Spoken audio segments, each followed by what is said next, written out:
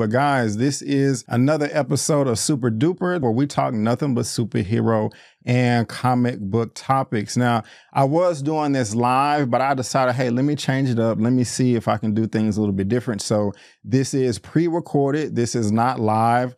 Just want to let you know. But if you are into superheroes, comic book, whether it's Marvel, whether it's DC, whether it's whatever, you know, you have another outlet over here where you can check us out and get our opinion. I'm B. Avery with Just My Opinion. This is Elliot with Movie Files. Right now, of course, my favorite character is Captain America, Sam Wilson version, you know what I'm saying, representing Black America. So, a black Captain America, huh? Damn right. We built this country. Bled for it. I'm not gonna let anybody tell me I can't fight for it. Not after what everybody before me went through.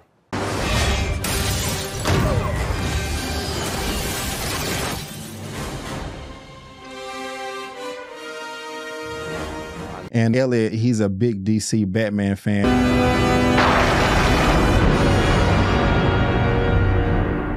And so, you know, we got the Perry on, we got the logos and all that. If you love what we have to say, go ahead and follow us on social media. Our handles are on the screen. Elliot's information is in the description box of this video. And go ahead and give this man a follow, subscription as well. This is his channel, Movie Files. He's on his way to 75,000 subscribers. And I'm pretty sure he would appreciate if you check out his content too. And at the end of this video, we're going to dive deep on what I have coming next and also Elliot as well. But Elliot, we have a number of topics to get into. Yeah. If you guys are interested out there to look ahead, all of that is in the description box of this video. But I say let's go ahead and get started. But ladies and gentlemen, boys and girls, this is Super Duper. I can do this all day. I'm Batman. I am Iron Man.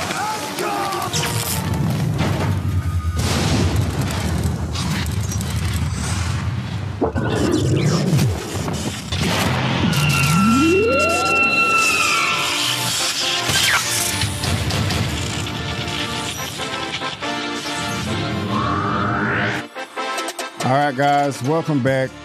Like I said, it's Super Duper, superhero comic book smashdown. The topics that we are getting into today. First, Deadpool and Wolverine is doing crazy at the box office. It passed Iron Man 3. Will it pass Black Panther? I don't know. We're going to talk about that for a second. Black Panther. Everybody's going crazy with Wesley Snipes popping up in Deadpool and Wolverine, but who is going to fulfill the role if they do ever recast T'Challa? A lot of fans are campaigning for Damson Idris. I don't know about that. I'm gonna get Elliot's opinion, but I'll save it. I'll save it. Joker 2, Folie à Deux just had its premiere at the film festival in Venice. The reviews are mixed. Are you excited about the film? We're gonna be getting into that as well.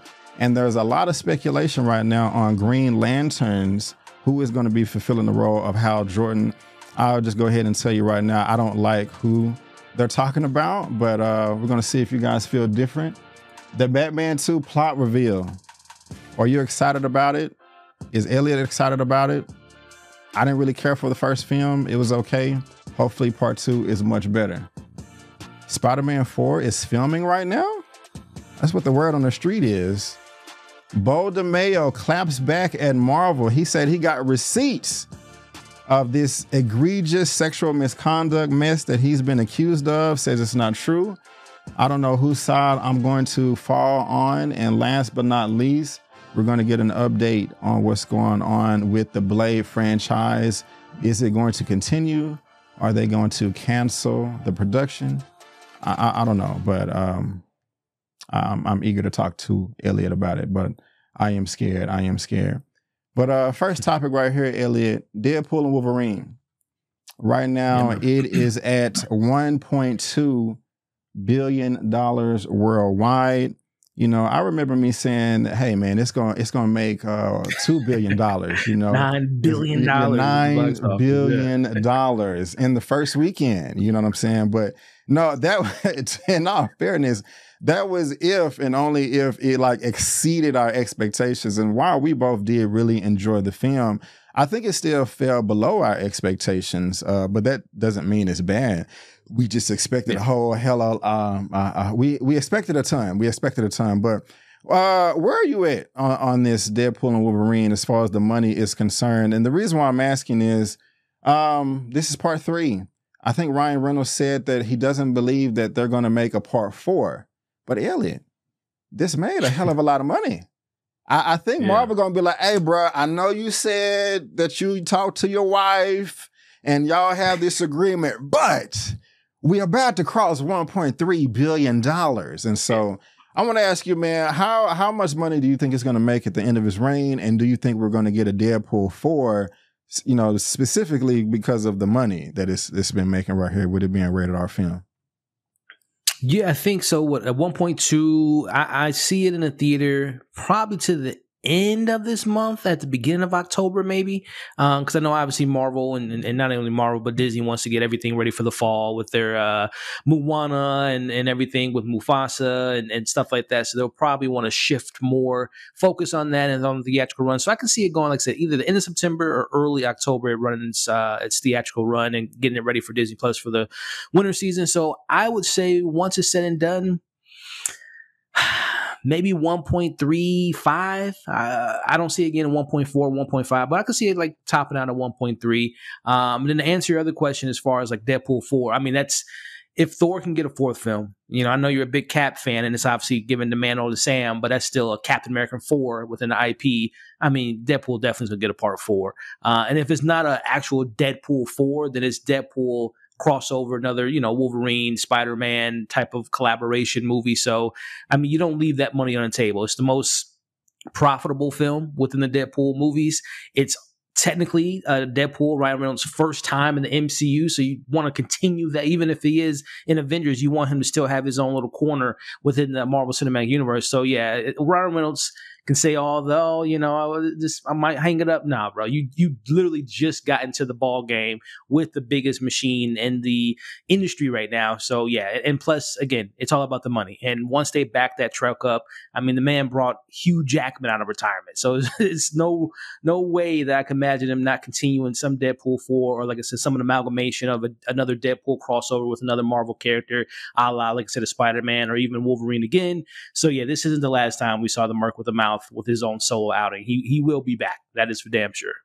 That's what's up right there. If you want to look on Box Office Mojo again right now, it is at number 23 of all time. Not domestically, not internationally, but you know, Avatar number 1, Endgame number 2. Right now, it is number 23. And it's a rated R movie. I think it will pass Frozen. It may do that this weekend, and also Jurassic World Fallen Kingdom. I don't think it will make the top 20, passing Star Wars Episode 8. But, you know, top 20, I mean, that's still dang good, especially with it being rated R. Black Panther is number 18 at almost $1.35 billion. I don't think it's going to pass Black Panther either. It did beat it internationally, but domestically it did not. You know, a lot of people showed up in the States for Black Panther. So I think it's going to stop around, number 21 of all time. And Marvel should be good. And I agree with you, Elliot. I do think that we are going to be getting a Deadpool 4. It just doesn't make sense if we wouldn't. But I also made a little video, man. Deadpool, Wolverine, top 25 of all time. So you guys can go check that out. Your boy would really, really appreciate it. Would really appreciate it. But you guys let us know down in that comment section below what you think Deadpool and Wolverine will end up making at the box office. $1 billion trillion. Oh, of course. You sure can. You sure can. And everyone in the chat, do you think this is the minus expectation now, but do you think this is the narrative of it saved the MCU? Do you think that it fit within that ballpark, that it did save the MCU? That is a good question. From where it was at? I want to answer that myself too. Save is probably not the word I want to use, but definitely helped. Definitely gave at the very least the creative side some cushion to be like, all right, Get off me. You know what I'm Yeah. saying? Let me work a little Yeah. bit. You know what I'm saying? I agree. You said you wanted to cut back. We cut back. We only got one film in 2024, you know, and it was successful across the board. So, all right, that's cool. We'll give you a little room. You know, we're going to loosen the leash a little bit. But the reason why I don't want to go with Saved is because that just kind of sounds like, you know, they were just in complete disaster land and just the whole building is on fire. And while things were kind of going downhill, I don't think it was, you know, that steep, you know. So I don't know. Does that answer your question? Yeah, no, I think you're right, man. I don't think they were in shambles, but I mean, when you do have Ant-Man Quantumania, you know, obviously the outside, the business stuff with Jonathan Majors and shifting the focus of the business, and you have some like Secret Invasion, the fandom was definitely at a low point. And I think, like you just mentioned, it kind of shot a shot of adrenaline into the fandom that I think makes people excited. Still on the fence, you know, we got your boy Cap coming out in a couple months. We'll see how things turn out there. But yeah, I think it definitely gave them a boost in, you know, the zeitgeist, the social zeitgeist of excitement. Good. Y'all let us know what y'all think in that comment section below. Elliot, we got to talk about Black Panther. Okay. We all love the character over here. Hashtag recast T'Challa. I want to see more. I know we have the Eyes of Wakanda series that is coming out later this year. On Disney Plus, I'm looking forward to that. I'm pretty sure we're going to make at least a video about it. I mean, on our channels, but a lot of people, you know, just throwing their opinions out there on who they think should fulfill the role of T'Challa if they were to ever recast the character. I don't know about this, but Damson Idris. Elliot, how you feeling about this? Fans are campaigning for Damson Idris to take on the mantle of Black Panther, either as T'Challa or T'Challa 2 in a new MCU film. Elliot, I am a fan of Damson Idris. I am. I think that is a talented brother. I want him to win. I want him, you know, nothing but positive things. But I'm just not feeling him as Black Panther. I just don't think that's a good fit. You know, apparently there's a lot of people that feel this way, and I personally don't get it. But where are you at on this, man? Are you feeling him in the role, or you want to jump on the train? So I've only been exposed to him in a handful of like movies. I know he's obviously more popular and known for the TV show Snowfall, and I've seen clips of the show. I just haven't sat down and watched it in its entirety, but that seems to be like his coming out party as far as like a talented up and coming young actor. And I can see where their fandom is kind of coming from a narrative perspective. If we are to go on with the idea that T'Challa Jr. will be the MCU's T'Challa in the future, moving forward, Secret Wars and what have you, then I can see, you want to cast someone younger and you want someone that's up and coming, someone that hasn't broken through the door, but has the opportunity to use this as a role to propel himself into a higher landscape in the Hollywood sphere.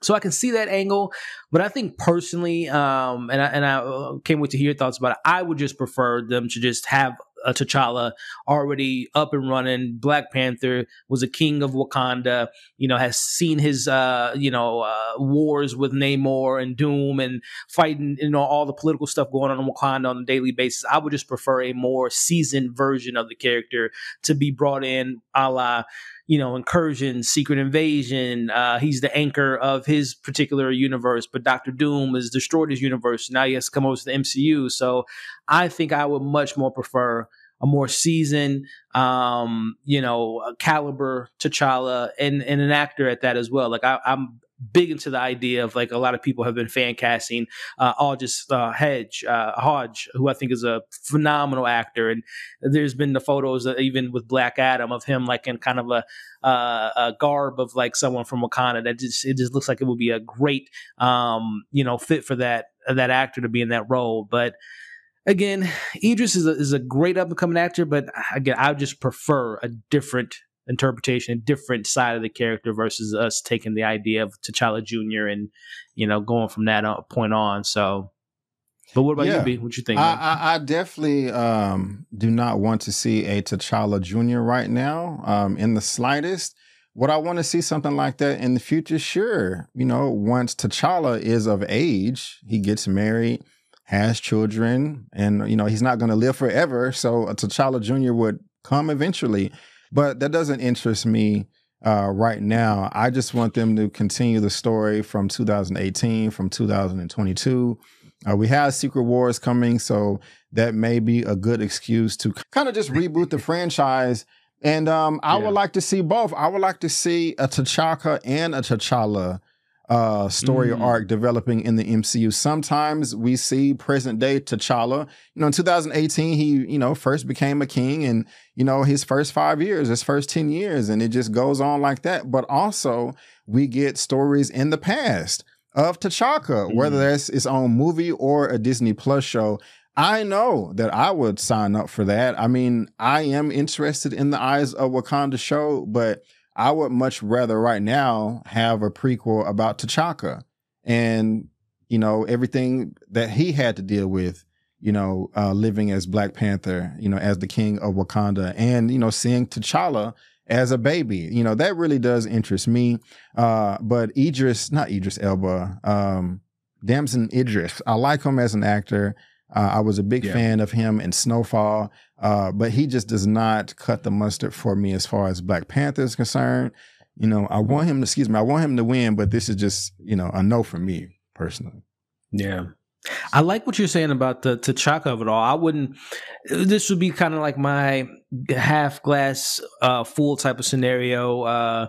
What if we got to go off what you just said, a T'Chaka that lost his universe, lost his Black Panther, his T'Challa, his son, is brought into the 616, and to make that happy medium for those that want to see T'Challa Jr., like the idea of like T'Chaka from the universe raising a T'Challa Jr. from our universe, and seeing kind of, like you just said, maybe that growing up, T'Challa Jr. growing up from T'Chaka type of scenario, since we don't have a T'Chaka in the 616. Would that be something? You know what? That doesn't. With? I never thought of that before, but why not? You know, that's, you know, I want what I just mentioned, but that's cool too. You know what I'm saying? That works. You know. Yeah, why? Hey, let's just have it all. You know, I mean that's cool. I like. Good idea though. Good idea. So, yeah, we'll have to see. We'll have to see.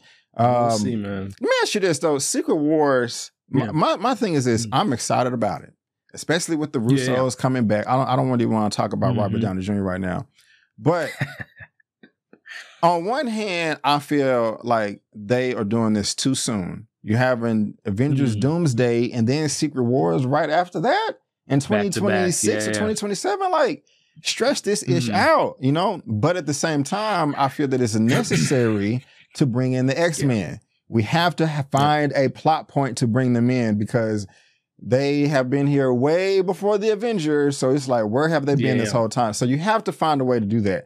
And only way that I know is Secret Wars. And so you kind of feel the same, or you different? That's 100%. Like, I think narratively and creatively, I think that's what Kevin Feige was like. If we want to bring in, which I know he's been biting at the bits to get X-Men into the universe, and obviously Fantastic Four and everything that comes with those two pivotal characters in Marvel's catalog. So I think when they looked at Avengers Endgame, they said, and obviously they got the Fox acquisition, we need to get the X-Men into this universe, you know, as soon as possible. And Secret Wars is probably, like you said, I don't want to say the only way, but narratively speaking, is a good creative way to, again, incursions and universes collapsing and falling to each other in one giant universe like we got in the comics with the Ultimate Run. So, yeah, I think that is the big reason why, as you said, they're kind of rushing to run to Secret Wars before they can get the X-Men. And then in 10 years, we can get X-Men versus Avengers. They can do another Secret Wars type of scenario if they want to. Like, they can always revamp the narratives, because one thing I think a lot of people forget about where Marvel's at, sure, they take inspiration from comic book lores and mythology, but like, you look at Endgame, that's not necessarily like a particular comic book run, or even Infinity War. They did so much different than what they did in the comics. So like, at this point, I think Marvel has carved out their own lane where they can like narratively and creatively tell their own versions of the story and not have us be so stricken to what happened in the comics and following everything that the comics went by. So it's going to be interesting to see what they do with, say X-Men, Fantastic Four and moving forward. But like you said, I think Secret Wars is the door opening up to characters like X-Men to get into the universe finally. Okay.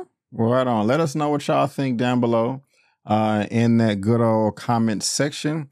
We would really appreciate it. We're passionate about Secret Wars. We're passionate about X-Men. We're passionate about Black Panther. Let us know. Let us know. Let us know. Elliot, Joker 2. Joker 2. Are you excited about the film? Yeah, I would say excited, but I'm very interested to see what Todd Phillips and Joaquin Phoenix and Lady Gaga has to offer us with the musical. So I'm intrigued by the creative endeavors that it might offer us.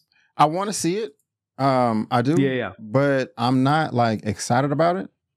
That's kind of how I was with the first film that came out. Was it 2019? Now this is interesting. Yep. If you look, I found the first film fantastic.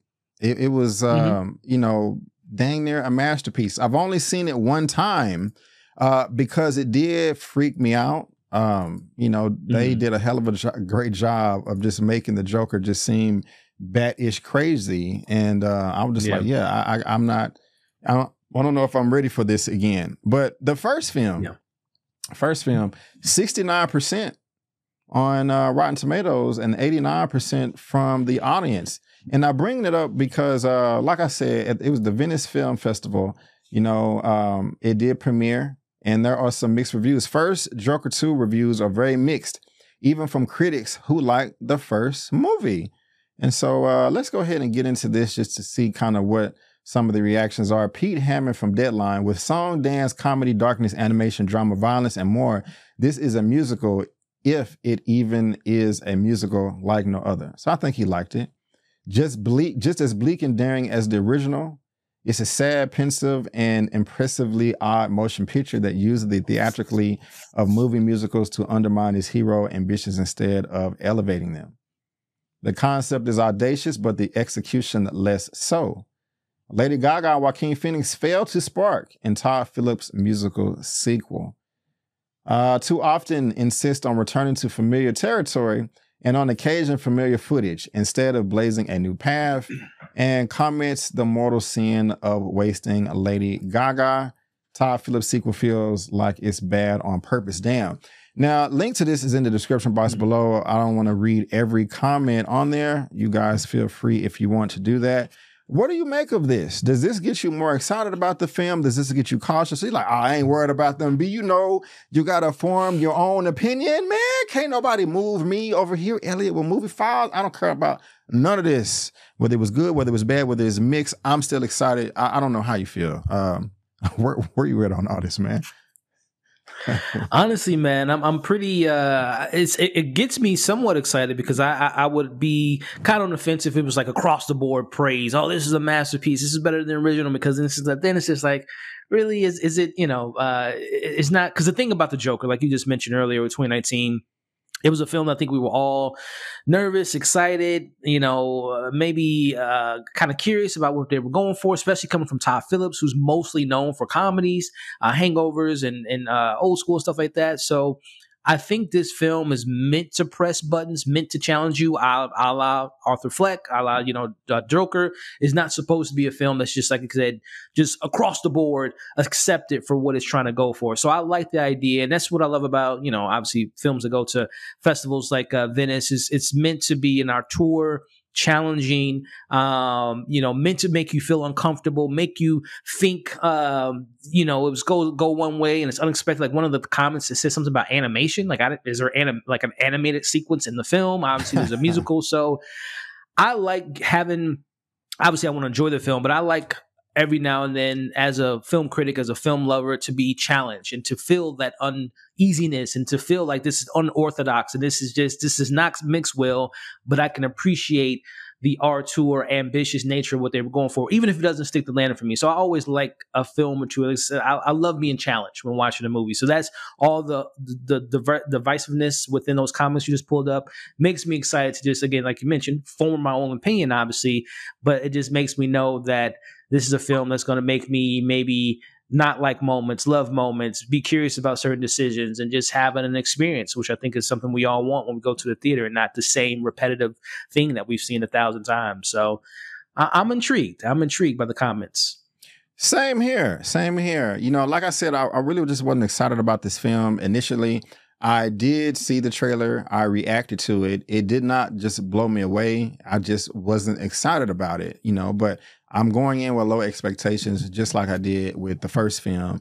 And I was pleasantly surprised by it. Even though it did freak me out, I thought it was incredible. You know, like I said, dang near a masterpiece. When I thought it was, you know, obvious that they would be coming out with the sequel, but there was going to be some struggle, but it made all this money, especially with it being rated R. That's crazy. Up until Deadpool and Wolverine, nothing like that has ever happened before. But when I found out it was a musical, I was like, what the hell are they doing? Are you serious? Just kind of repeat or do more of what you did the first time. You know, just have what is next in their story. You know, why are you going this direction? And I just was not interested, but I saw the first trailer. It didn't excite me, but I was like, okay. But now, and after seeing these reviews, that they're mixed, and then people that liked the first one but didn't like the second one. At first, I had some pause, but now I'm a bit excited about it, especially because of this, Elliot, right here. The first film was a 69% on Rotten Tomatoes, and I end up loving it. This part 2 is just 61. That's not too far behind. It'd be different if the first movie was 97 and the sequel was 53 or 60 something. You know what I'm saying? But they're still in the same range. So the same realm. So I'm not worried about it. I'm not worried about it. I mean, when the news first dropped, you're like, oh, what's going on? You know, but you know, once it kind of settled down, I'm going in, you know, saying, hey, you know, we may have a good time here. Will it make another $1 billion though? Will it make another $1 billion? I don't think so. Because again, that 2019 run, I don't know if we'll ever see something so crazy with, I think there was like 9 or maybe 11 films that year that crossed over $1 billion, the Joker being one of them. Everyone just wanted to be in the theater. I don't know, for whatever reason. There was some great stuff that came out that year, but I don't think we'll ever see a run like that again, unfortunately. So this one, of course, we know it has the rated R. There's obviously an itch that needs to be scratched for rated R comic book movies with the success of what this did 5 years ago, and obviously what Deadpool and Wolverine did. And there's going to be I will admit, there will be a new side of the fandom that's being probably brought into this universe with Lady Gaga. I mean, she is an icon within her own right within the musical realm. So, you know, I'm pretty sure she's going to bring her little monsters, I think is what they call themselves, her fandom. So that could help the box office for those that, you know, that didn't see the first one, but just because she's in it, they're going to go see it. But yeah, I just don't see it being as successful as the first one, because of the musical element. I don't know if this isn't like, when you think of musicals and successful musicals, people go and watch it like The Greatest Showman or La La Land or, you know, even Wicked later this year. People go to see it so many times. They love the music and they love the songs, but I don't think this movie is going to be like, we're going to be walking out humming and singing whatever songs are going to be playing from this movie. Because I think a lot of the songs won't be original. They're just going to be like covers. So yeah, I don't think it's going to have that repeat business. And I know someone that saw it that didn't tell me how things play out, but from what I gathered from the conversation, I think a lot of people will be upset by the film, and that's going to cause people to not want to revisit it several times. So I'm very intrigued to see that discord around the movie.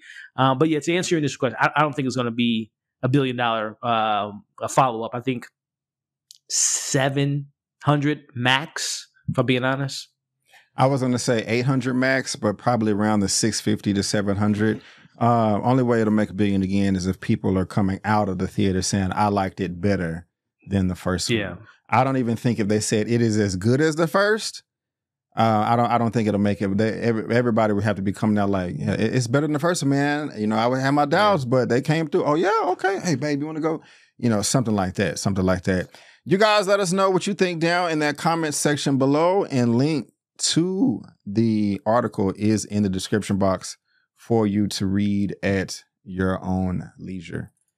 Green Lanterns, Elliot. Ooh, I am looking forward to this, sir. It is called Lanterns. It is going to be premiering on HBO sometimes next year. Not this year, but sometime next year in the future. It's going down, and I cannot wait. I think we've talked about this a few times. You know, I know I have, at least, about this guy right here, Jon Stewart, and I want Aldis Hodge to come through and fulfill the role. That will be hella dope. This brother right here, because he voiced the character in the animated movie. And I think he did a great job. But Elliot, this is the next topic right here, coming from comicbook.com. And they say, new Green Lantern rumor reveals potential DC actors if Josh Brolin passes on the role. And yeah, I don't know if you heard, but word on the street is, Elliot, they offered Josh Brolin the role of Hal Jordan, and he is going to be somewhat of a mentor figure to a younger Jon Stewart. I don't know how I feel about that. And I just, first of all, I say absolutely no to Josh Brolin in the role of Hal Jordan. That just does not match to me at all. For one, it just doesn't match. I just don't like it. Number two is he's already Cable and he's already Thanos. I mean, why does one actor have to fulfill all the roles? Robert Downey Jr. But like, seriously, I don't. There are so many other actors out there that can do it. So stay as Thanos. And me personally, I don't think Thanos is permanently dead in the MCU. I think we're gonna get different versions, and we can talk about that later. So stay Thanos, stay Cable. Okay, I don't want you as Hal Jordan, and the characters don't match at all. You are a gruff, rough, grizzly guy. Hal Jordan is not. I mean, how you feeling, bro, about Josh Brolin fulfilling the role of Hal Jordan? Yeah, where you at on that? Well, to play devil's advocate, just to make the conversation fun. So first of all, I agree with. I don't see him in the role, but just to play off of, if I'm James Gunn, Peter Safran, what do I see in a Josh Brolin to potentially fulfill the role? Based on what James Gunn said, if you go back and watch his, DCU announcement and how they describe the show, of it being, as you mentioned in the rundown, Hal Jordan is a tested, battled, older character. That is going to be mentoring this Hal Jordan, and particularly going back to how the foundation of the show is based on like a true detective type of vibe for the show, and going back to Marty and Matthew McConaughey's character. There was definitely that type of dynamic. They were similar in age, but Woody Harrelson's character was the family man, was the more trained in the field type of person, with Matthew McConaughey having his issues. So I'm giving like lethal vibe weapons. So I can see how they're looking at Josh Brolin as someone that can play, someone, an older, grizzled veteran. Like if you've seen Dune as Gurney, he kind of plays that with Timothée Chalamet's character. He's also played, the TV show called that he had on Amazon that was canceled, Outer Range, where he plays a Western cowboy guy, and he's obviously played in Westerns before with True Grit, and obviously not True Detective, but No Country for Old Men. So like, I see what they're going for. And if people remember, before Ben Affleck was cast as Batman, Josh Brolin was in the running to play the older Zack Snyder version of Batman and Bruce Wayne. So I can see how the wheels are spinning in their head, that they can, they see Josh Brolin providing that side of it, of the character, if they're going for what we might think of Hal Jordan, especially in the Ryan Reynolds and some of the comics and some of the animated shows where he's the pilot. He's essentially Maverick in a sense. But they're clearly not going that route. They clearly have him coming in, again, being a veteran, but allowing Jon Stewart to be the forefront, to be the main lantern that we're going to be following this DCU, which gets me excited. So, again, to play devil's advocate, I personally don't see him in the role, but I can see how they would point at someone like a Josh Brolin to play the version of the character that they want to show in their DCU. And I can get from a character perspective why they would choose someone as talented as Josh Brolin. You know, he is an extremely talented actor. And listen, he wants to come back. If he decides to come back, he wants to make up for what happened with Jonah Hex, which was a terrible movie and just altogether bad. So maybe that's why he's like, hey, this is my round 2. And to do better. This is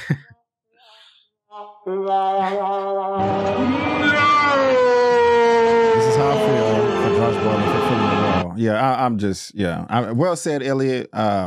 You made a lot of good points, but Josh Brolin, no. But who are they looking at if Josh Brolin does pass on the role? According to Jeff Snyder, the Insider newsletter, should Josh Brolin turn down the part of Hal Jordan? And there's no reason to currently think that he would do. There are still other actors that are being potentially targeted. Snyder reports that Academy Award winner Matthew McConaughey is next in line of the role of Hal Jordan if Josh Brolin passes, with none other than Star Wars Obi-Wan Kenobi star Ewan McGregor is next on the list. That's an awful choice as well. It remains to be seen when the casting for Lanterns will be confirmed by Warner Brothers. Fans may recall that Matthew McConaughey was previously in consideration for another comic book role, having been offered the part of Ego, the Living Planet. Boo, boo, boo, boo, boo, boo. Now, I don't have the article, Elliot, but I also think there was an update to this saying that Chris Pine could possibly be fulfilling the role of Hal Jordan. Yeah. Yes, that's perfect. I'm with Chris Pine. You know, he was Steve Trevor. That was his name, right? In Wonder Woman, Steve Trevor. Yeah. Wonder Woman, yeah. But yeah, he needs to come through as Hal Jordan. But where you? Do you want Chris Pine? Do you want Matthew McConaughey? Do you want Ewan McGregor? I can't say his name. Who would you? Ewan McGregor. Ewan, yeah. Thank you. I'm going to share. I had a video where I said who I would like to play, and I'll share that here in a second. But out of the choices you get, and also I think Timothy Oliphant was one of the names that was brought up too, who's another great actor. Justified is such a great series. So, out of that bunch, I can see the Chris Pine of it all. I think, and correct me if I'm wrong, B, but I think you would prefer the cocky pilot Hal Jordan, right? The kind of the. Is goes in. Is he cocky? I think so. From most of the interpretations I've seen, he definitely has that. Like say, to me, he always read like a Maverick character, where he is very like, Hal, don't do this, and he's in the plane doing his thing, and becoming a Lantern made him kind of get a little bit more serious and adult. But most of the time, I've always looked at him because him and Barry Allen, him and Flash, where they get along so much because it's just like Barry looks at him as like the cool brother, the cool older brother that's the pilot. Well, in Justice League War, I think that animated film came out in like 2015-ish, maybe before that. Mm-hmm. He was cocky then, and he wasn't my favorite. But in Green Lantern First Flight, I'm not a comic expert. I've seen like all the animated movies. In First Flight and in Green Lantern's Emerald Knights, I don't think he was that cocky. I don't like the cocky Green Lantern. I just have two different versions in my head. I kind of like the more of the. Isn't he in the armed forces, like the Air Force or something? And he's a pilot. He just always kind of seemed like just a nice Air Force Boy Scout type of stand-up guy. I mean, you're all right though. I have seen cocky versions. I've seen multiple. But I prefer the non-cocky though. The more serious. Again, that's why I think that they're going with the more veteran. He's been in his ways. He learns his ways, and now he's teaching other Lanterns. So I mean, out of that batch, I like Matthew McConaughey in the role because I think if they go back to the True Detective analogy that they're using on the foundations they're getting from the show, he was incredible. That was like during that Matthew McConaughey renaissance when he was doing like Dallas Buyers Club, and he did that, and he was in Magic Mike. Like he hit this run where he was just hitting the ground running. So I would love to see him playing a Green Lantern, True Detective, DCU type of character. That would be incredible. But my personal fan casting to go off of, again, an older veteran, Hal Jordan, serious, who can also mentor John Stewart. I like John Hamm in the role. if they are going the older route, an older character.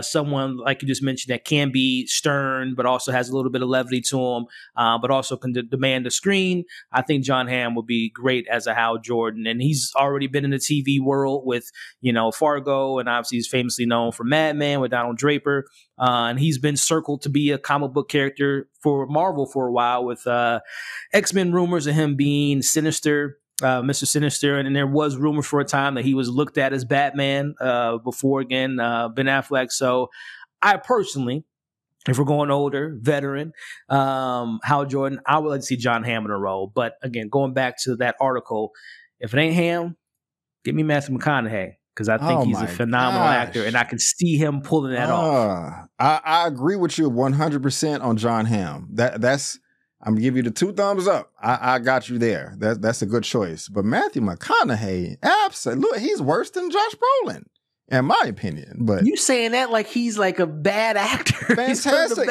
He is a fantastic actor. He is great. One of the best of all time. I just don't see him as Hal Jordan though. And now he could get the role and surprise the hell out of me. I'm not saying that it's impossible. Yeah. Right now, I just don't see it. I see Chris Pine and I see Jon Hamm. And the thing about it is Chris Pine and Jon Hamm are completely different. But I still see both of them as the role. But I don't know. So for me, let me make myself bigger. For me, Chris Pine and Jon Hamm, yes. Josh Brolin, Matthew McConaughey, no. And I want to say that you are Chris Pine, Jon Hamm, and Matthew McConaughey. Josh Brolin, Yeah. Yeah. Okay.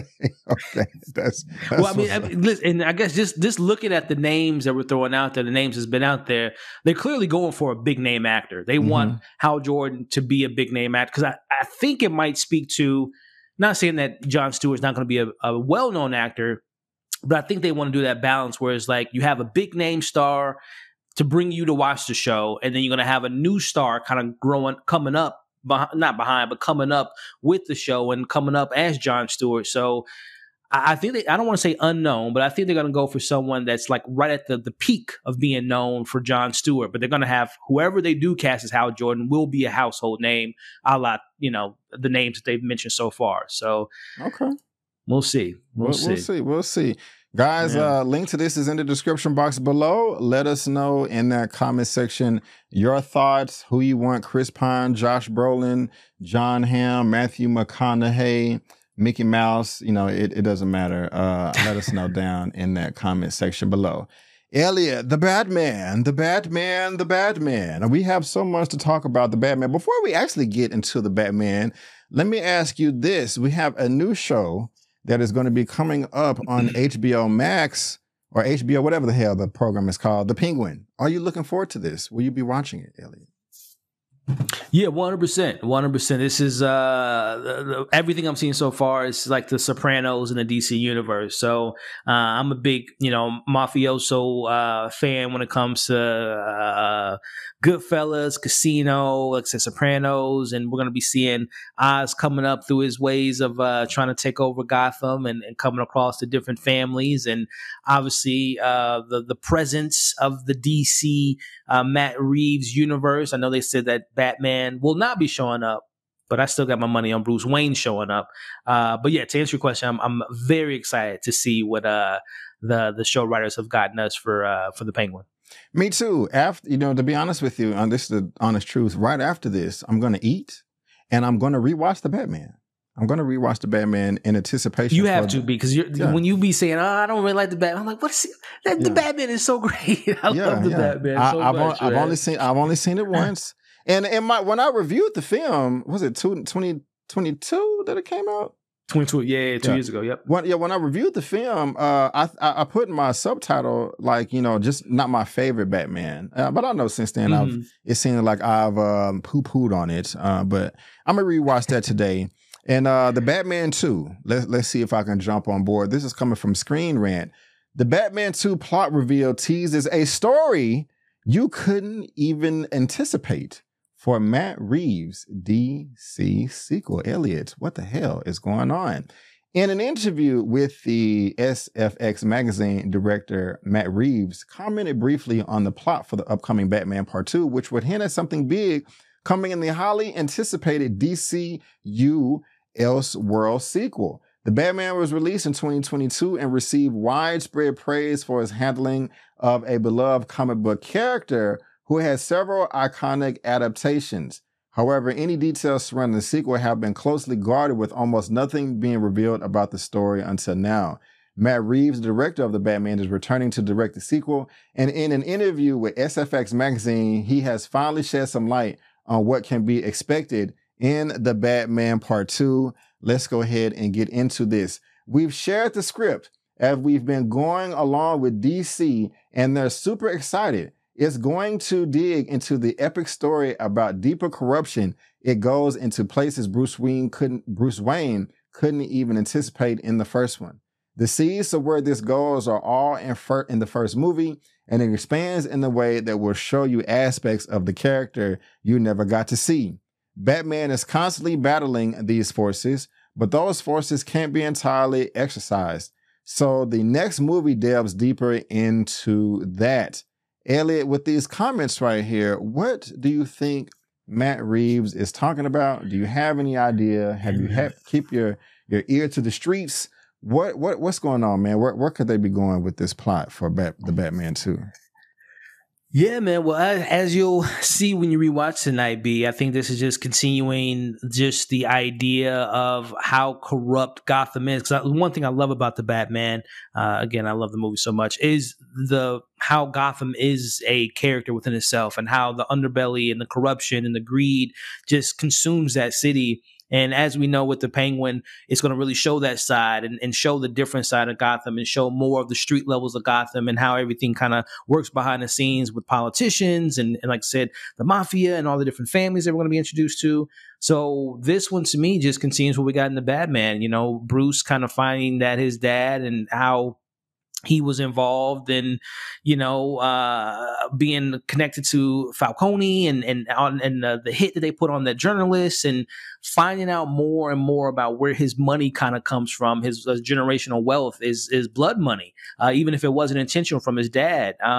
So I think we're going to get deeper and deeper into Bruce really uncovering how his family has, unfortunately, a lot of ties to a lot of the bad deeds in Gotham. And I think one of the things that Matt Reeves planted the kind of the seeds in the first one was this idea that there is something bigger within Gotham, and not just your Jokers and Riddlers and Penguins, but an organization or a syndicate of that matter by the name of the Court of Owls. I think the Court of Owls is 100% where they're going for his. I don't think they're going to be the main antagonist in Batman 2, but I think we're going to get a much better understanding of getting more of what they do and the Talons and different things. So I think by the end, Batman's going to get a big reservation, or not reservation, but a big reveal that the Court of Owls are heavily involved in Gotham, and it might have some familiar ties with him and his father and the Wayne generation of family. So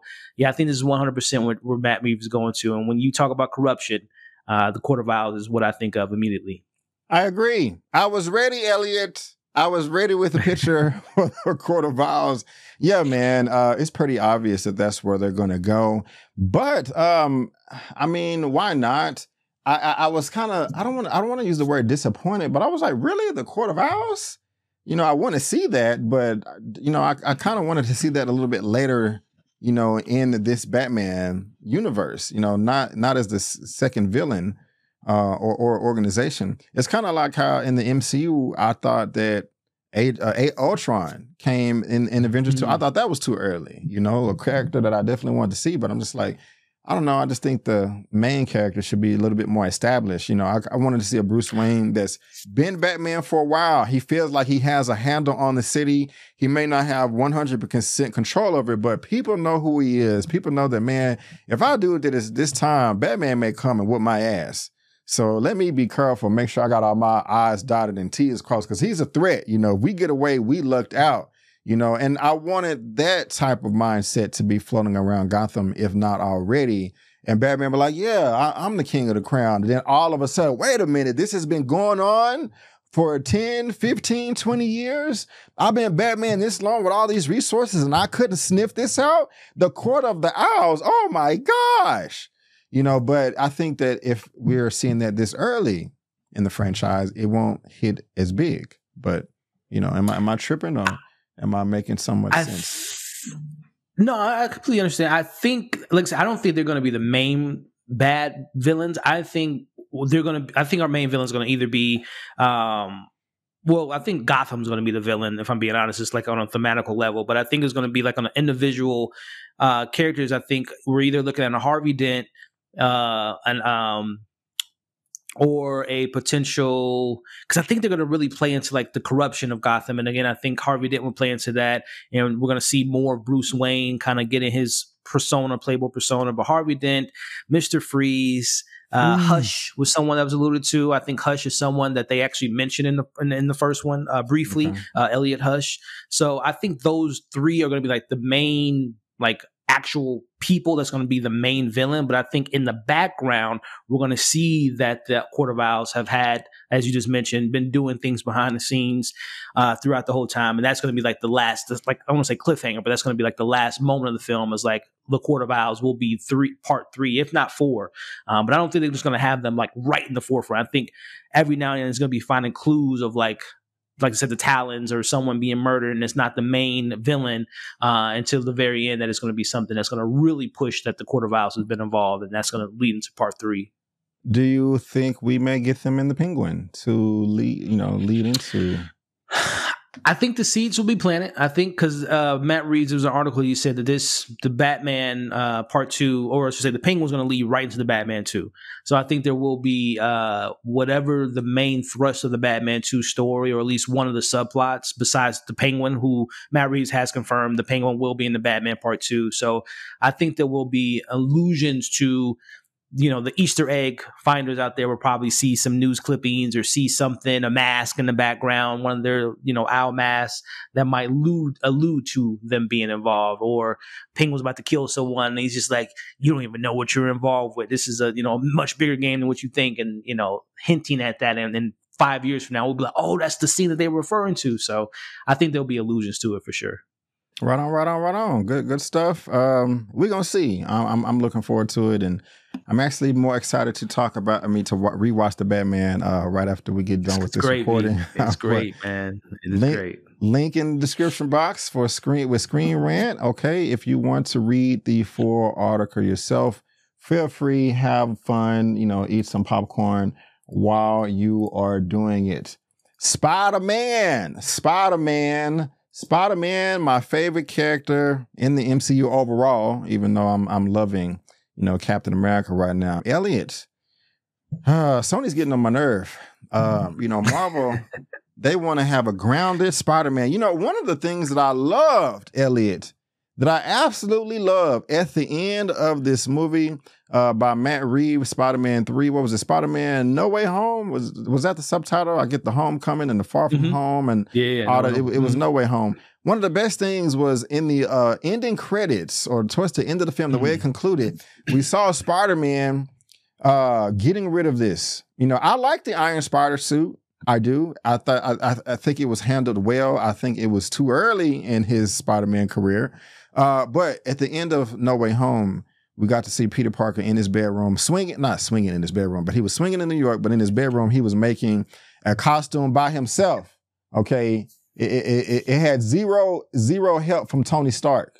Okay. Let me make myself big. He did it by himself. He wasn't relying on nobody, you know? And so that was frustrating to me. Marvel, they want a grounded Spider-Man, and that's where it seemed like it was headed. But Sony, they want another multiverse, omniverse movie and bring in the Transformers, G.I. Joe, and Lord of the Rings and all that. And it's kind of annoying. But the next, you know, part of news that I thought I was going to hear from Spider-Man is that they have a director, they have a script, and they are about to go into shooting some, you know, months in the future.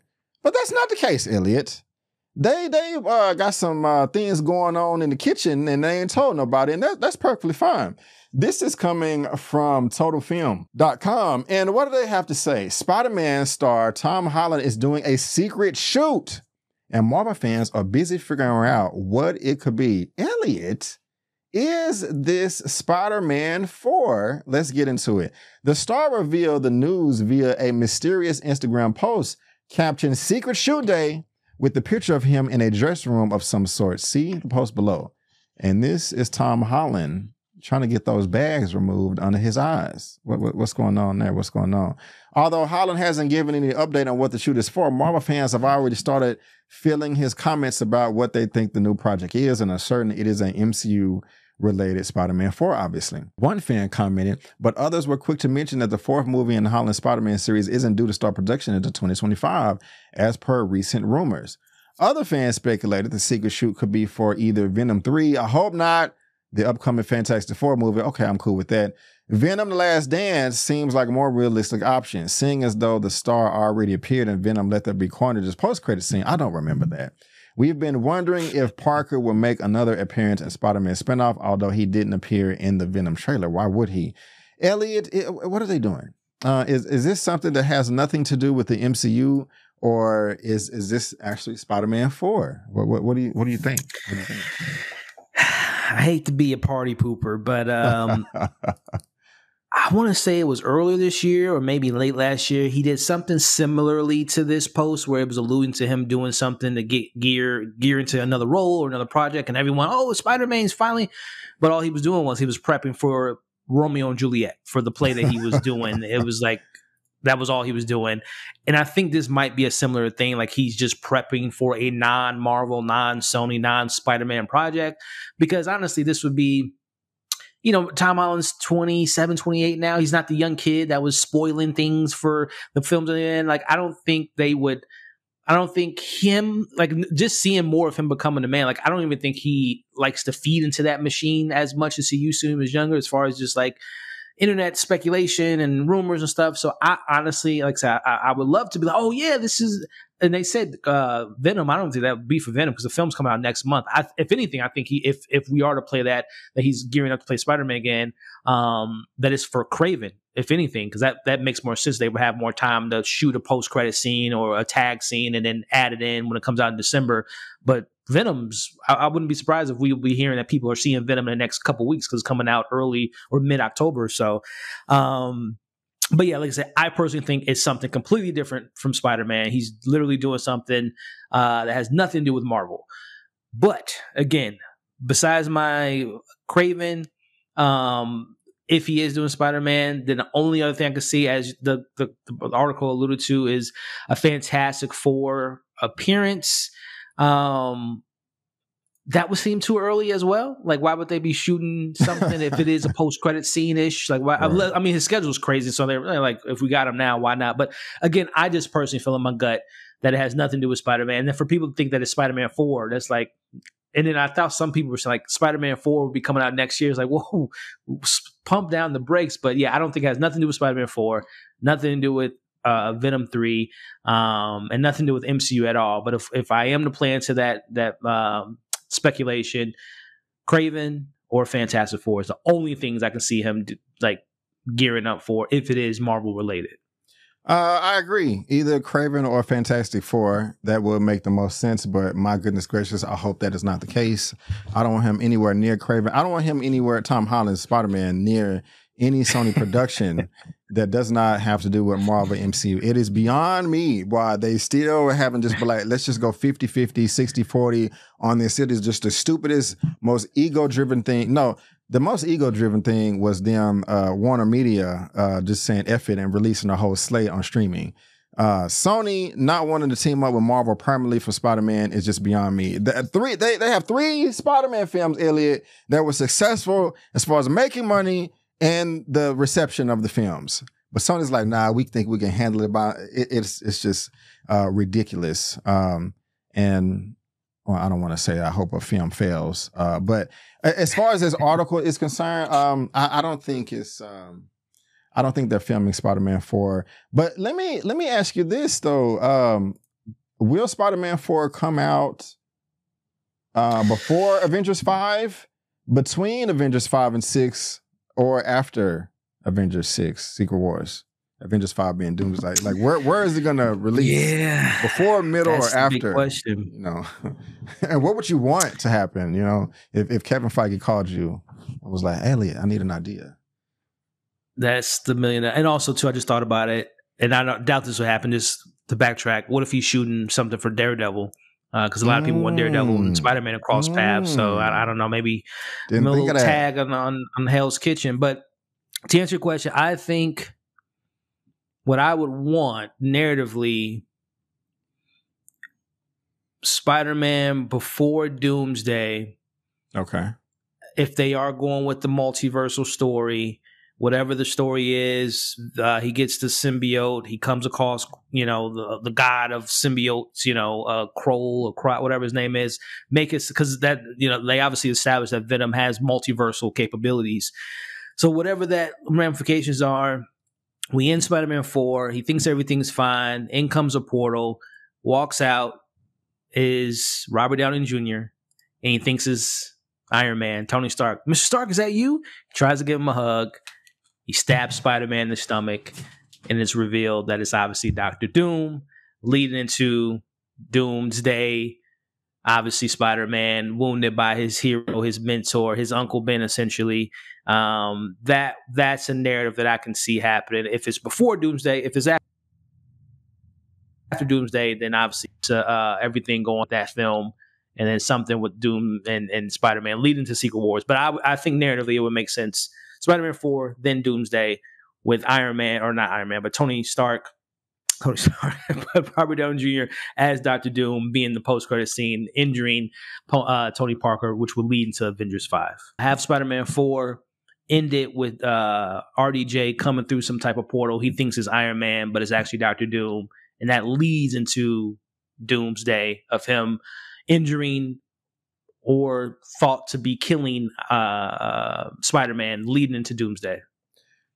Hey, okay. Let me. I can see that. I can see that. Let me ask you this, just real quick, man. The whole Robert Downey Jr. thing we've had as Dr. Doom. We've had time to really sit and think about it now. Yeah. I'm still not happy with it, but what I hope is what they're doing is he is just Dr. Doom in this other universe of Marvel. Like our main universe, our main MCU, we're still going to get a different casting. And I would be 100% down with this if that's what they was doing. If he is coming back in the same universe as the Iron Man that we know, awful decision. I just, a quick response to that right there. Yeah, I think even Kevin said, and when they announced this, they called him Victor Von Doom. So he is Doom. He's not, Tony Stark at all. But I think you're totally right that it's going to be from the universe. Now, is it Fantastic Four's universe? We'll see next year. But yeah, I definitely think I'm in the same ballpark with you. It's going to be a whole different universe as Dr. Doom coming to the 616 for Avengers 5, Secret Wars. They kill him, they defeat him. And then maybe they don't defeat him, but a Dr. Doom for the 616 defeats him, which alludes to another, character or another actor playing the role. So yeah. Okay. I hope, man. I don't want Marvel to let me down with this right here, because going into, was it either Comic-Con or D23 when they made this announcement, I think the best thing they could have done, that was just like, hey, the Russo brothers are coming back. Thank God. That is just that's smart. But then they like, and Robert Downey Jr. I'm like, whoa, wait a minute now. You take a step forward and two back. You know what I'm saying? So what the hell is going on? That's how I think they announced it this early because he will be in Fantastic Four. And they probably don't want the set photos to leak before that big surprise. So I think that they want to do it now. Literally a year from, it was Comic-Con was the end of July and Fantastic Four is coming out in July. I think they want to just get in front of the horse before the set photos show that he's going to be in Fantastic Four. All right, guys, let us know in the comment section, what is the secret movie that Tom Holland is filming right now or getting ready for? Is it Doomsday, Secret Wars, Spider-Man 4, Kraven, Venom? Another movie that has nothing to do with superhero or comic book stuff? Let us know down in that comment section below. We are eager to know, and there's a link to that article in the description box below for you to read at your own leisure. Elliot, what the hell is going on with X-Men? Golly. If somebody were to write a book on shooting yourself in the foot, would it be this guy right here? I want to root for you. I want to root for you, Bo DeMayo. I do, man. I do. You gave us X-Men 97, my brother. God, this has been to me, Elliot, this is the best Disney Plus show, hands down. I liked it better than Loki season 1, Loki season 2. I liked it better than WandaVision. I liked it better than everything, man. I mean, wow. It really seemed like Marvel was getting their act together and just be like, hey, we know we've been tripping. We know we dropped the ball, but hey, we here, baby. We here. And we're going to correct some things. We're going to make some things right.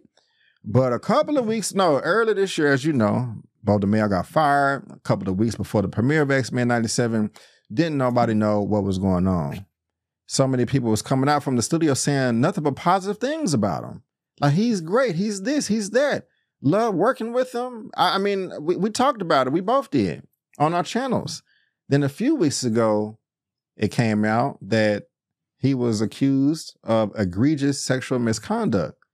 You know, and a lot of people thought it was because of his OnlyFans initially, but that's not the case. Yeah. We found out that that's not true. But it is alleged that he was being inappropriate on the workplace, saying, you know, he has his side, Marvel has their side. Mind you, I'm saying Marvel, not Disney. Okay, this is not a Disney thing. This is a Marvel thing right here. And he was fired and let go. They said that he was, you know, sending inappropriate photos to coworkers and colleagues, saying that this was possible. Yeah, he used this as motivation and themes for the show. He was told to stop, but then kept going. I mean, you pretty much already heard of it by now, but if you haven't, that is a quick summary. But now, he also lawyered up, said, hey, man, we got some receipts. Yeah. You know, I'm not going out without a fight. Marvel is tripping. You know, they're the ones with the egregious behavior. It ain't just me, it's them too. This is coming from movieweb.com. Fired X-Men 97 creator links to OnlyFans page to reveal the whole truth regarding the Marvel exit. Now, Elliot, I don't know what he has to say. He could be telling the 100% truth and having all of the facts. But on the surface, not doing too much research, I'm like, why would you reveal the truth on OnlyFans? That's just not a good look, but let's get into this right here. In a recent post on X, Twitter, DeMayo wrote, the only place you'll hear the whole truth. Thank you for all your love and support, followed by a link to his OnlyFans page, suggesting that in order to access DeMayo's side of the store, you have to pay $9.99 a month. The optics of this are especially interesting, considering the allegations leveled against DeMayo regarding why he was fired by Marvel, while OnlyFans isn't just for adult material. That is primarily what it's known for, and doesn't look good when composed to reports that the writer was fired, in part, for sending inappropriate photos, like I said.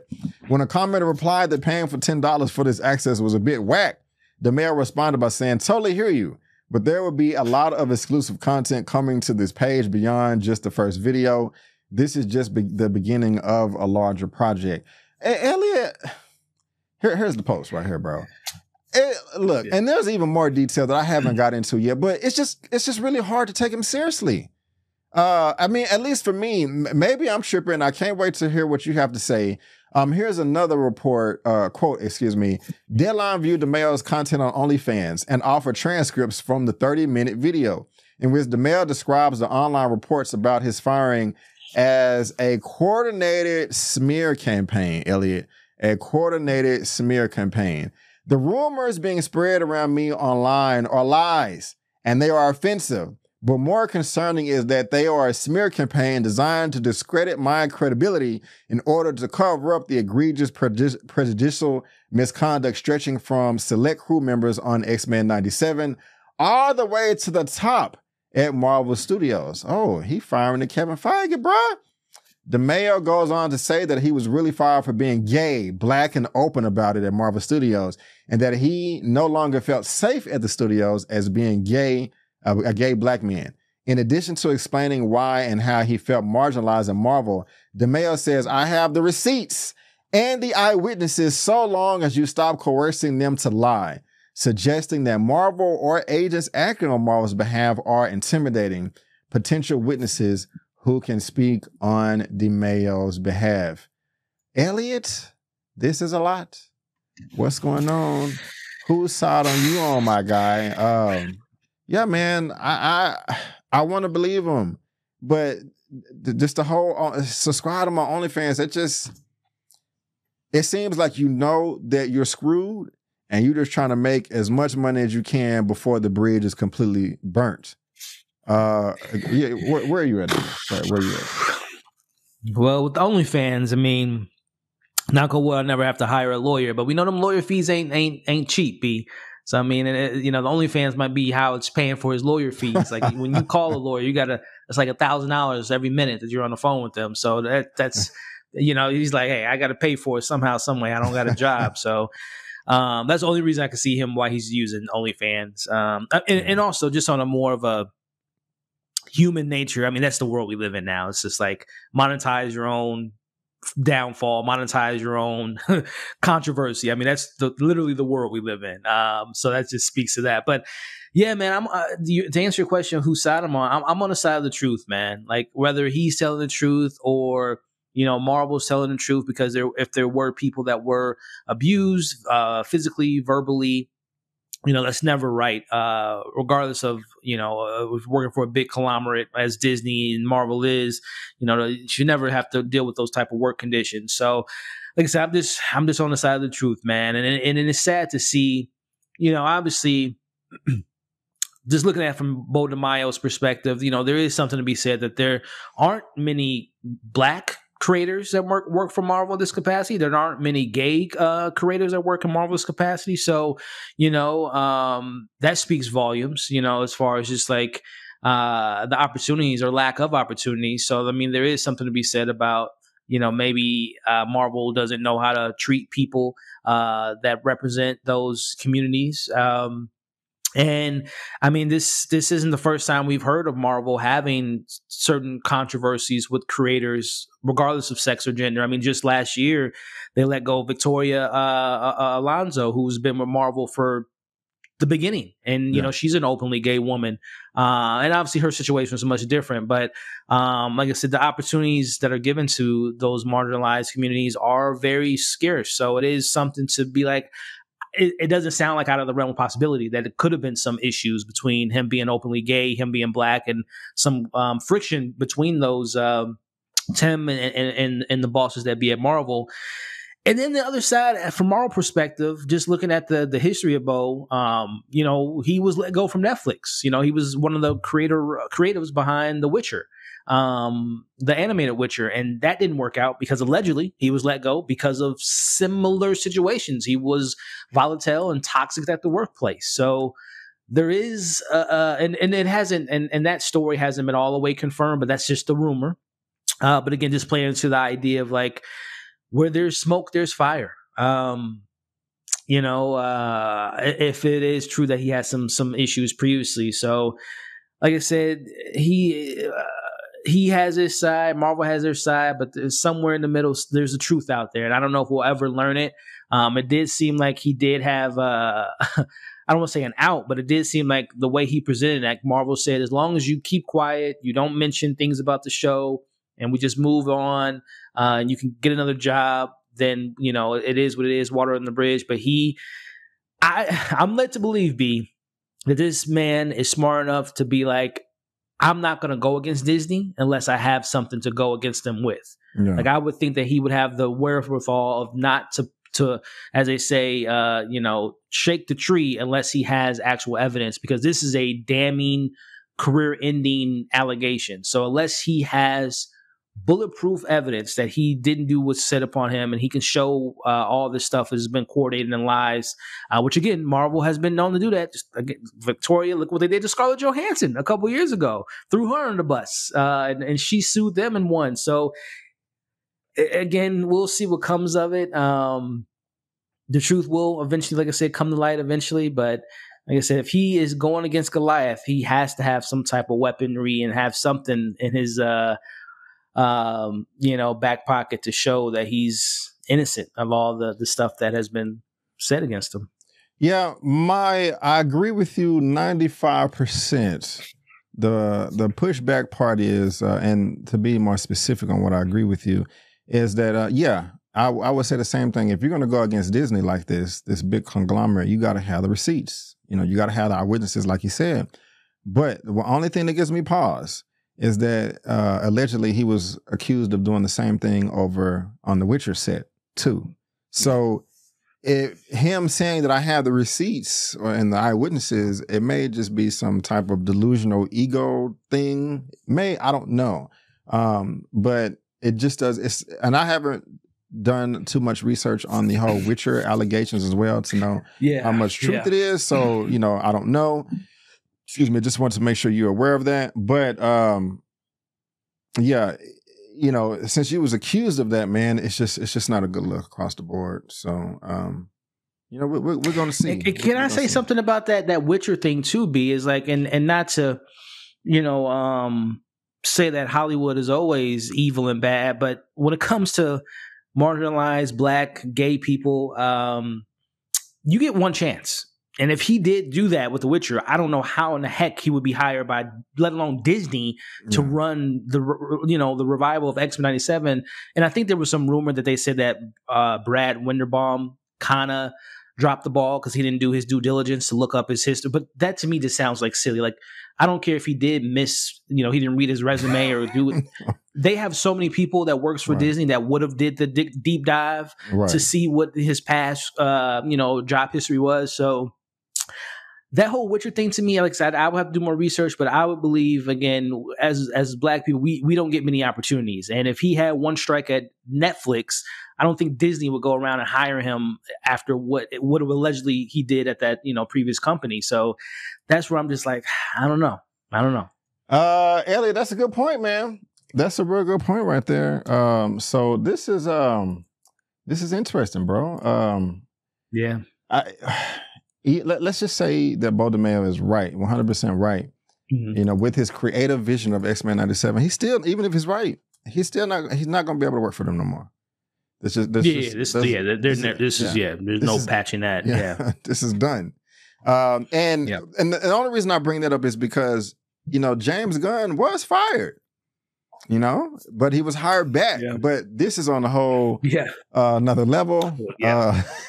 So like you said, it's some things you can patch up, but this is not one of them. And so it sucks because we, as an audience that are happily and willing to give Disney our money to see this show, it may not be at its full potential because somebody some people not acting right. We still trying to figure that out. You know what I'm saying? We are still trying to figure that out. But guys, link is in the description. If you want to read the full article, there's also some quotes from the previous reports if you want the full story. But what do you think? Is Marvel tripping? Is Beau DeMayo tripping? Are they both tripping? Please let us know down in the comment section below all of your thoughts, because we're dying to know over here. We are dying to know. Elliot, we got one more topic left, man. Blade. Not only Blade, but actually, no, we're going to just stay on Blade right now. Yeah, man, it just seemed like this would be a no-brainer. Mahershala Ali coming through, wanting to give us his acting chops for Blade. This should be a number one priority. Stop everything. Get all the script writers, everybody. Let's come together and make this happen. It was 5 years ago when they made this announcement at Comic-Con. It feels like 500. Yeah, it does. But, it's still nothing. This last thing right here is coming from Superhero Hype for a Blade update. Marvel's Blade cancellation rumors addressed and new update. Rumors have been swirling around, up, down, left, right, in, and out. But Blade gets a brief official update from Marvel's TV head, Brad Winderbaum. Marvel Studios streaming television animations head indicated that Blade movie is still alive at Marvel in a recent interview. He was speaking about Marvel's overall approach to horror and mentioned Blade as one of the upcoming projects in the genre. Aside from Blade, Agatha All Along, which debuts on Disney Plus on September 18th and continues the story of Witch Agatha, will have plenty of horror elements, as well will Marvel Zombies, an animated Disney Plus miniseries. However, each of the horror elements will be distinct from one another, as per Brad Winderbaum. I think it goes back to the filmmaker's intent, Winderbaum told Entertainment Weekly. The horror on screen in Agatha is going to be different than the horror on screen in Marvel Zombies. The horror on screen in Agatha is going to be different than the horror on screen in Marvel Zombies. It's going to be different than the horror on screen in Blade. It was different than the horror on screen in Moonlight, he added. It really depends on the vision of the filmmaker, on what horror cues you're pulling from, and that's not just unique to horror. It's unique to any genre we're playing with. Obviously, there's many different ways to tell a story, Winderbaum concluded. Now, Elliot, Brad Winderbaum is the head in charge, not at Marvel Studios per se, but as far as Disney Plus is concerned. Talking about Marvel Zombies and Agatha, you know that they're going to intertwine in some way. I mean, he's over TV, but he mentioned Blade. I mean, is this good news to you? Does this get you excited, or you're like, man, I don't believe it. They've been updating us for 5.5 years. I don't want to hear nothing, believe nothing until they actually announce filming starts today. Until then, him talking about it's not going to be this, it's not going to be that. No, it's just farting to win. So is that how you feel, or does this kind of give you some promise? Like, okay, we're moving in the right direction. I mean, as you just alluded to, Brad is the head of the television side of Marvel. And not that he's not in the conversation, in the meetings, he's not on the Slack messages or the email chains, but he's the TV guy, not the movie guy. He's not the producer, not the writer, not the creative director. He's not the one making the decisions on the narrative where they want to go with Blade. So it kind of, I don't want to say it's a nothing burger, but it doesn't really move the needle for me, because I think it's pretty clear that Blade will be more of a horror film just based on the nature of the subject of vampires. Mm-hmm. So it's kind of like a no-brainer in that sense. So that doesn't really do anything at all for me as far as Brad's comments. And as far as the movie goes at this point, I mean, it's, as you kind of alluded to, and we've been talking about it for years now. And obviously the joke is, how hard is it to make a vampire killer killing vampires? Like, they did 3 of them. We get vampire movies every year. How hard can it be? So it is frustrating from that perspective. And we've had 2 directors. It's less of a project. Bo was a writer at one point. There's 3 or 4 writers. They lost half of the cast that was announced years ago. So it's something. Like, this is the Crow of the MCU as far as the Crow, the franchise, with, unfortunately Brandon Lee passed away years ago, and from like a narrative perspective, like I said, I think the biggest challenge I can see from Marvel, besides obviously vampires that he needs to kill, is, kind of not similarly to the X-Men, but it's just like, I guess, how do we explain where vampires have been in the MCU this whole time? It's not like a Werewolf by Night situation. Werewolves and the whole man thing is its own small little corner of the Marvel Cinematic Universe. Even Moon Knight has his own little corner, besides obviously the literal gods of Marvel in a sense. But I mean, we've had a Celestial popping out of the Indian Ocean for 20 years that's finally being addressed. But again, I think vampires, if we're talking about going off of what we know with Blade isn't just fighting 1 or 2 vampires. Like, it is a whole underground world of vampires. So I think they're just trying, maybe that's their issue. It's like, how do we introduce vampires in Marvel's universe? And we know Blade is in the universe, a la a movie that's completely underrated, The Eternals. He was in that film, at least his voice was. So I think they're just trying to find a way to explain how they've been around this whole time and why we've never seen a vampire, heard of a vampire.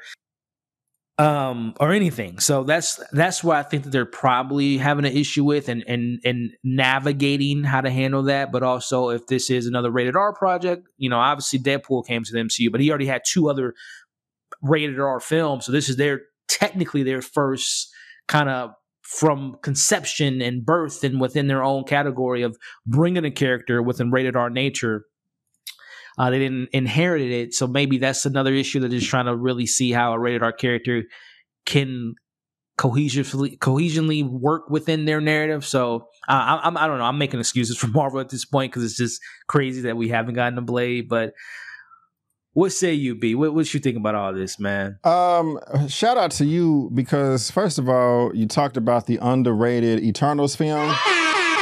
We are Eternal fans over here, unlike some people out there. You know what I'm saying? We both really enjoyed the film. We were disappointed when the announcement came out that there's not going to be a part 2. I will defend Eternals to the day I die.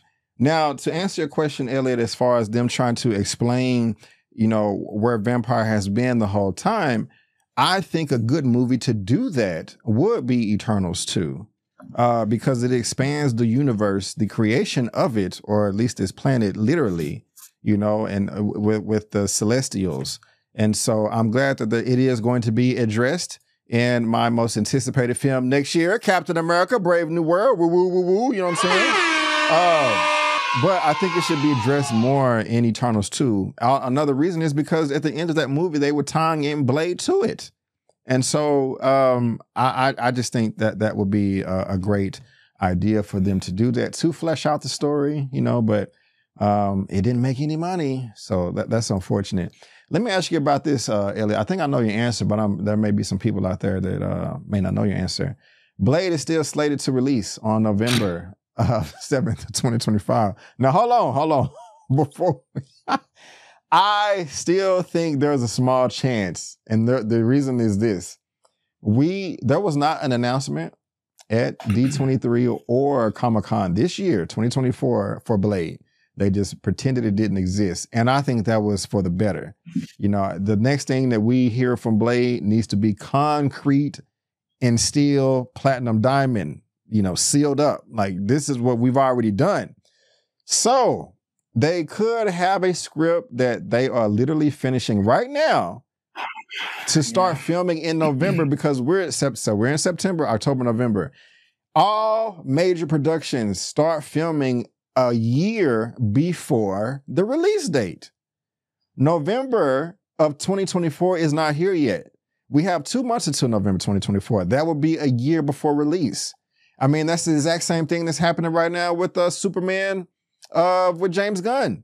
They just started filming. That comes out July next year, right? And they just started. They just finished filming. So, okay, that's a bad example. But if you go back and you pay attention, Fantastic Four would be a great example because they started at the beginning of August and they're coming out next July. So, I mean, there you go. Now, if it was November right now or December, no. But I still think it's a chance that it could come out because they could be working on it. They could have a finished script right now, but they're not saying a damn thing because they know that they've let us down in the past 5.5 years. And so, I mean, you can reply to that if you want to. Go ahead if you don't mind before I go to this. Well, to piggyback off of the Fantastic Four comparison, they already had Matt Shakman. He was hired a year ago before they even started shooting. They were in pre-production a year ago before they started shooting. But I will give you this, and it's a completely different franchise, but it happens to star Mahershala Ali, Jurassic World Rebirth. Okay. They announced that film beginning of March or April. They already had a script. They said the guy that did Jurassic Park 1 and 2 is coming back. He's already wrote it. They're hiring a gun for hire because it was like they wanted to hire the guy that did Hobbs and Shaw, whose name's David Leitch. They were thinking about doing it. They hired him, but then it was a scheduling issue. But then we just got the photos and the synopsis like 2 weeks ago, and that film comes out literally next year. Okay. So there is, and obviously we know that that's going to be a much heavier CGI, visual effects with dinosaurs. So there is that idea that it can just, get rolling. But to piggyback off that, they had a script. They already had a plan of what they were going to do. They already knew who they were going to hire. Blade has, besides Mahershala, we don't have a writer. We don't have a director. obviously you leaving. would think they were probably people leaving. I mean, obviously you would think they would take some ideas or pre-production storyboards from the previous, people that's worked on it, but I just don't see how it's possible that this film comes out next November without a director in place. Again, they could be doing everything behind the scenes, like you alluded to. Let's just get stuff figured out before we announce it. But I just don't think it's going to happen. Okay. Honestly, I just don't see that film come. If I'm being honest, I think November we're going to see Fantastic Four, because I think that film's going to get pushed back because they're literally shooting that right now. I think that needs more time to finish the film, number one, but also visual effects of it all. But yeah, I don't think Blade's coming out next year. Okay, that's cool. It sucks, but I hear you, man. I hear you. You guys let us know what you think down below in that comment section. But I gotta add this on. This is coming from comicbookmovie.com, and they say Marvel Studios expected to make a final decision on the fate of Armor Wars and Blade in the coming months. Elliot, what is going on? One day we got a report of Brad Winderbaum making us think that it's going down with Blade, and now this report comes out like yesterday. And yeah, we haven't heard nothing from Armor Wars. I haven't read this, so I have no idea where it's at right here. But they're talking about Stacey Okafor. She was a writer that was hired on in February 2021, but she left. But additional delays followed, and Tariq was replaced by filmmaker Yann Damage. Bay DeMayo, all these people left too. Everybody leaving. As far as Armor Wars, it was first announced as a Disney Plus TV series in 2020. So 4 years ago, Lester was hired. Elliot, why are they doing the black people like this, man? Why are they doing the black people like this, bro? It's like, yeah. We got Bo DeMayo, Mahershala Ali, Don Cheadle. Now, we can't, if it's true, we can't give DeMayo a pass. But, I mean, we talked about Black Panther earlier, $1.3 billion. Like, they don't think we're going to show up for this stuff? I mean, I'm not surprised that the white people are not as passionate about black projects as we are. But for you care about making money, don't you? Head writer in August 2021, but countless delays followed until September 2022. We learned it being developed as a movie, and that did make me happy. Now, according to let me make this bigger so y'all can see it. My bad. According to Scooper Daniel Rickman, the fate of both projects is likely to be decided by the end of 2024. One or both could be scrapped or maybe move forward as planned. Scrapping two high-profile comic movies with black leads, won't be a good look for Marvel Studios, though. Elliot, can you imagine the loss of subscribers Disney would have? If not just one, they're going to lose some subscribers if they don't come through with Mahershala Ali. They are, but both of these, bro, that's not going to be a good look, bro. Ali no longer playing Blade would be a real shame. However, the release of Deadpool and Wolverine has led to an increased interest in Wesley Snipes once again returning to the role, and interest among fans in Armor Wars has always, unfortunately, been pretty minimum. We are still committed to the movie, and we're so committed that we're not going to make it until it's right, Feige said of Blade earlier this year. And also, shout out to Sharonda with Pay or Wait, because she was able to speak to Kevin Feige. That's what's up right there. If this may be her exact question. If not, it was similar. So y'all go check her out. Feige said Blade earlier this year, which has been frustrating for us and some fans because it's taken a while, but we have a new writer working on it now. I've read half of his new draft and it's feeling good so far. Yeah, whatever. Wesley's great. Wesley's the greatest. Mahershala Ali is the one who came. Is this Shawanda's interview? I don't know, bro. It may be. You know what I'm saying? That's what's up. But Wesley's the greatest. Mahershala is the one who came in 5 years ago, and said, I want to play Blade, is what this movie is about. Elliot, yeah, man. What's going on, bro? Armor Wars and Blade on the chopping block at the end of this year. Wait a minute. This is Daniel Rickman now. He's credible to a degree. Some stuff he gets right, some stuff he gets wrong. So we don't want to get too emotional about this. But where you at? Where you at, bro? What you think? The Armored Wars. I mean, if I'm being honest, just taking the which isn't a coincidence that it happens to be black leads. But just taking that aside for a second, I think Armor Wars just goes back to, they said it was first announced 2020, 2021. That was during the Bob Chapek era of like Agatha gets a show, Rhodey gets a show, Wonder Man, all the, Iron Heart. We're like, why are they announcing? And it's like, we're excited about these characters, but why are we getting all these B-list, C-list characters getting their own show? It was kind of baffling. And obviously, Iger came back and said, what are you? No, if we're going to do this, you're going to get a movie. We're not giving you a show. Thank you, but no thank you. So this, I mean, I can see like this did fall into that camp where they were just greenlighting everything just for Disney Plus service purposes. So and if I'm being honest, I love Don Cheadle, but Rhodey, I mean, they haven't really handled that character enough. Like, I'm not excited for it, if I'm being 100%. The only thing that will give me excited is like, it's great to see Don Cheadle leading his own film. That's great to see. But narratively, character-wise, he's not an exciting character. They have not made him exciting. And then you add into the mix what they did with him in Secret Invasion, revealing that we haven't even been seeing Rhodey for, they didn't even reveal, since Civil War, maybe? That was the last time we saw the real him before the scroll came into the mix. So it wouldn't surprise me if that is canceled, because they really never really showed us that this was like something that was gearing up. It's a show. No, now it's a movie. So it always seemed like it was in limbo anyway. But yeah, so to be honest, I wouldn't be all that upset if it is scrapped. Yeah, I feel.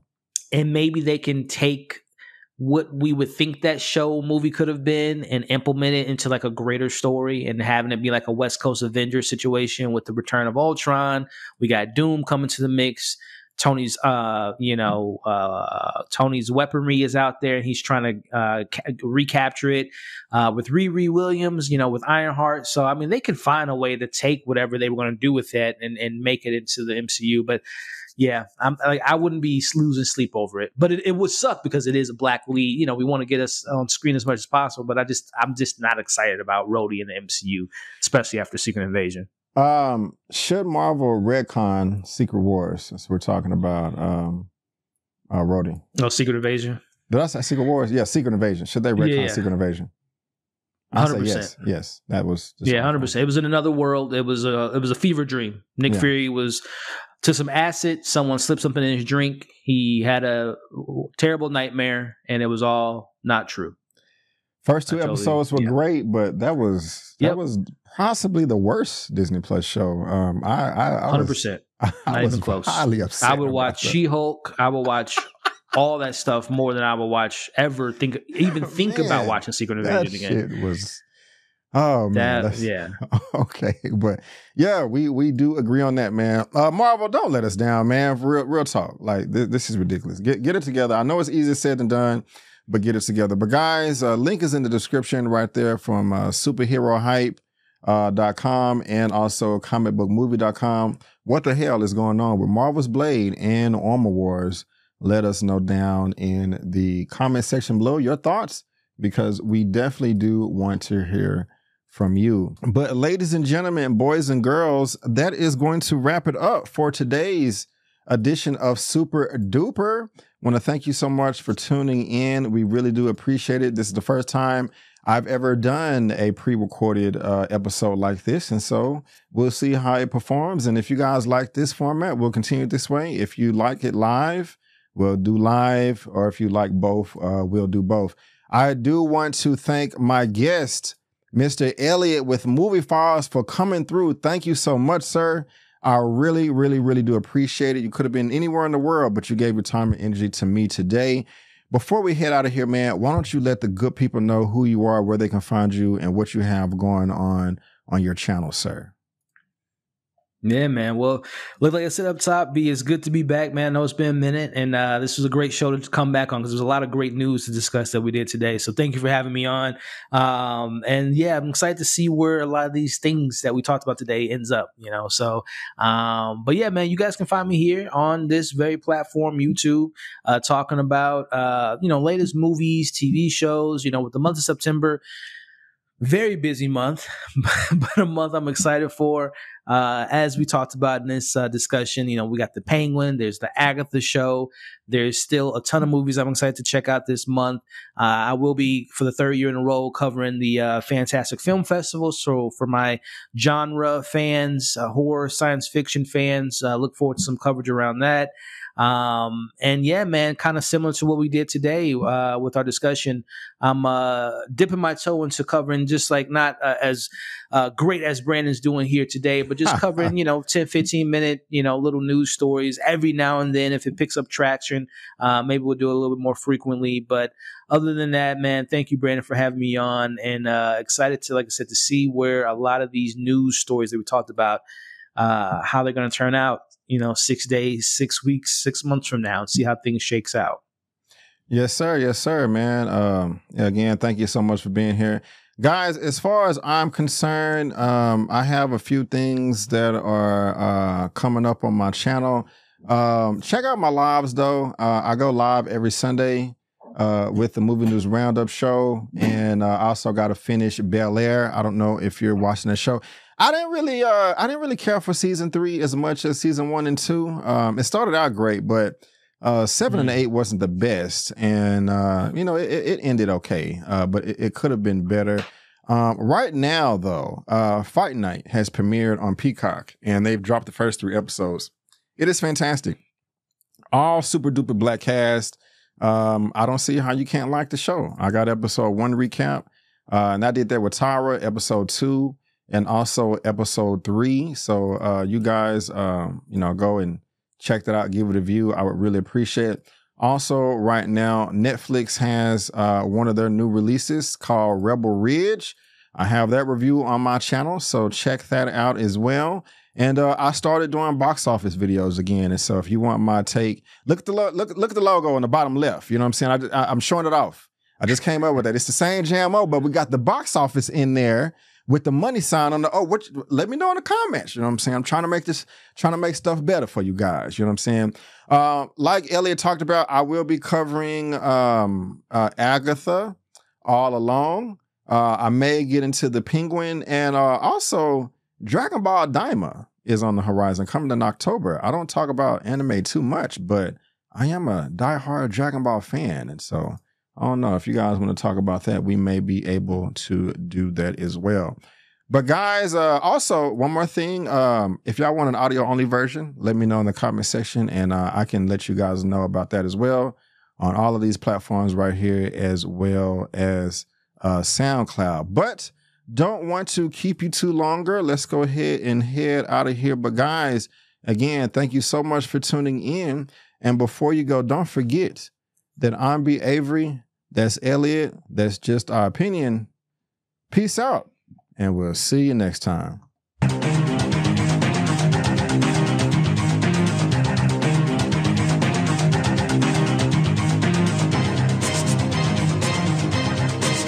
Canvas.